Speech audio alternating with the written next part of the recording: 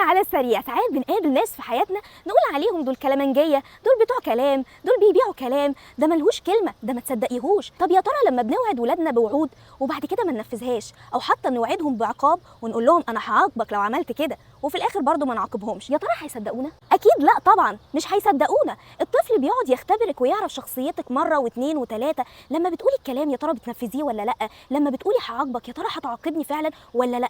طب انا هروح اجرب اعمل كده تاني واشوف هي هتعاقبني فعلا ولا لا. لو لقاكي عاقبتيه يستحيل هيعمل كده تاني عشان عرف ان انت قد كلمتك، لكن لو ما عاقبتيهوش هيتمادى فيها وهيبقى عنيد وهيعملها مره واثنين وثلاثه وعمره ما هيصدق لك كلمه. علشان كده لازم تبني ثقه ما بينك وما بين ابنك. لما تقولي كلمه تنفذيها، لو وعدتيه بوعد تعمليه، لو قلتي له ان احنا هنخرج النهارده يبقى هتخرجوا النهارده، لو هتفسحيه او هتوديه الملاهي او البحر او اي حته يبقى لازم توديه المكان اللي انت قلتي له عليه، علشان لو الطفل فقد ثقته فيكي لا يمكن هترجع تاني، زي ما احنا كلنا لما بنفقد ثقتنا في حد لا يمكن بترجع تاني. اقابلكم في